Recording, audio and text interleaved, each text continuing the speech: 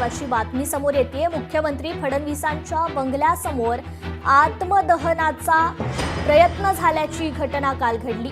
मुख्यमंत्री देवेंद्र फडणवीसांचं शासकीय निवासस्थान असलेल्या वर्षा बंगल्यासमोर ही घटना घडली आहे। अंगावर पेट्रोल ओतून आंदोलकाने आत्मदहनाचा प्रयत्न केला, तर पोलिसांनी वेळीच या आंदोलकाला रोखल्याने मोठा अनर्थ टळलाय। या प्रकरणी मलबार हिल पोलिसांनी अजित मैदगी नावाच्या व्यक्तीला ताब्यात घेत त्याच्यावर गुन्हा दाखल केलाय।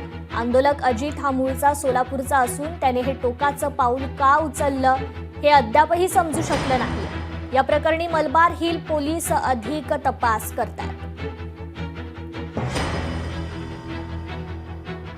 या संदर्भात आपण अधिक माहिती घेणार आहोत। आपले प्रतिनिधी चेतन ननावरे आपल्याशी फोन कॉलद्वारे जोडले गेलेले आहेत। चेतन,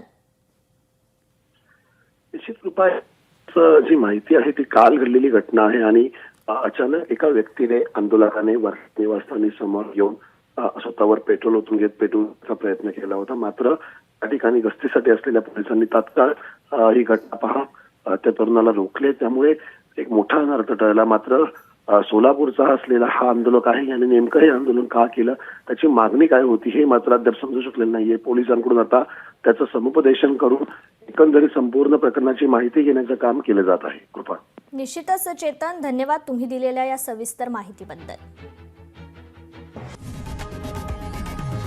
लोकशाही मराठी ऐका, पहा, जागरूक रहा।